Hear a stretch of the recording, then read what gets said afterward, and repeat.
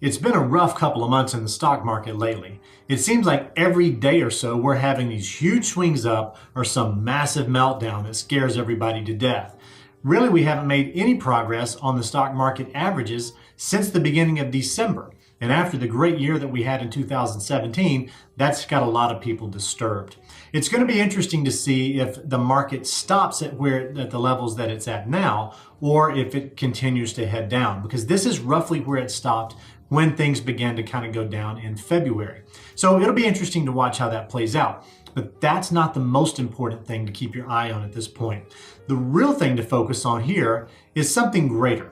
It has to do with your belief system and the belief system on how markets operate.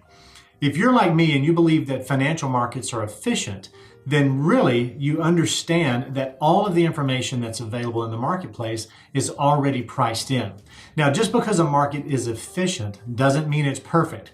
There can be discrepancies from time to time, but they tend to be very short-lived. And whether you're approaching it from a fundamental research standpoint or looking at the charts and graphs and trying to find things from a statistical advantage, usually any kind of gap that's created there because the market has misunderstood something is very short-lived.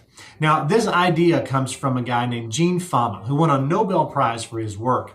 And Gene came out with something called the efficient market hypothesis. In that, there are many different variations, and one that's the most widely accepted is something called the semi-strong form. A semi-strong form of efficient markets basically says that all of the publicly available information is of no use in beating the market in general because the current security prices reflect all of that public information.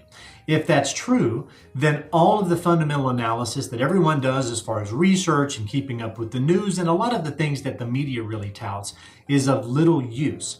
But inside information could be valuable, except it's illegal to trade money on an insider information basis. Just ask Martha Stewart.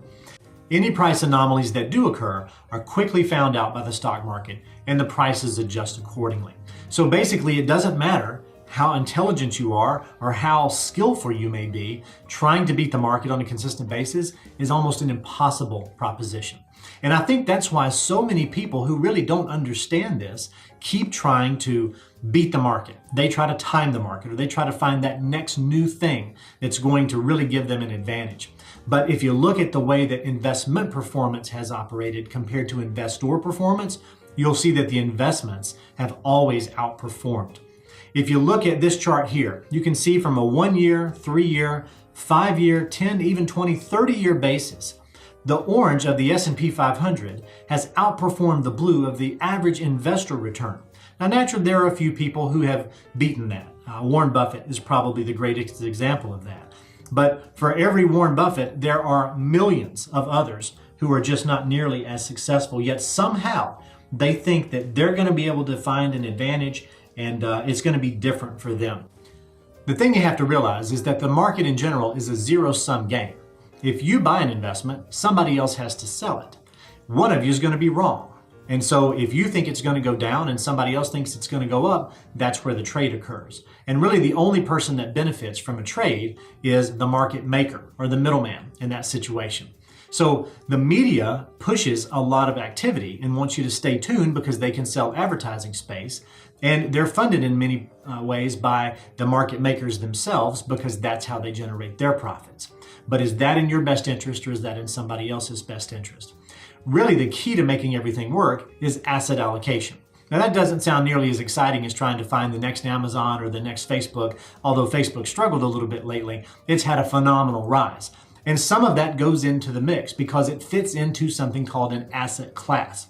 Now, there are many different asset classes, and you can see that they go in various ranges from being very conservative on the side of where T-bills and municipal bonds are, all the way out to where you have small companies and international companies.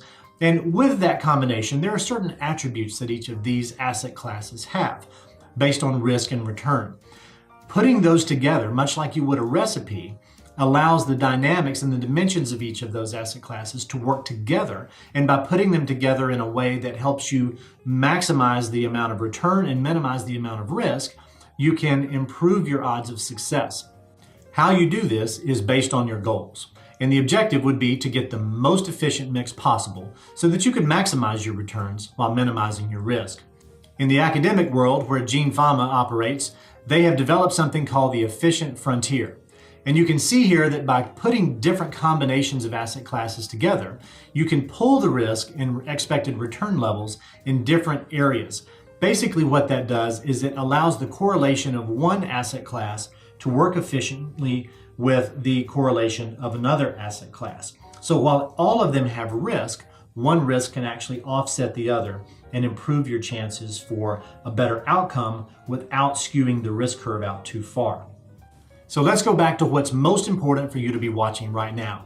If you can buy into the concept that markets are reasonably efficient, they're not perfect, but they're reasonably efficient, and you can use those inherent efficiencies to create an efficient mix of asset classes that control the level of risk that you have, then you can reduce your risk, you can reduce your cost of trading so much, and you can likely improve your rates of return simply by following a strategy.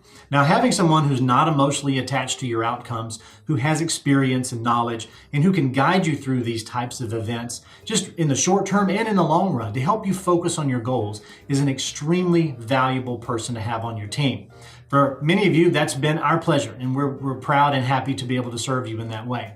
But if you don't have anybody that you're working with, this is the time to be doing it, because it looks like this market volatility is going to continue, and it's just so easy to lose your way and to get distracted and to get emotionally involved and to panic. Fear and greed are very real when it comes to financial markets, and even the pros have a very difficult time managing it.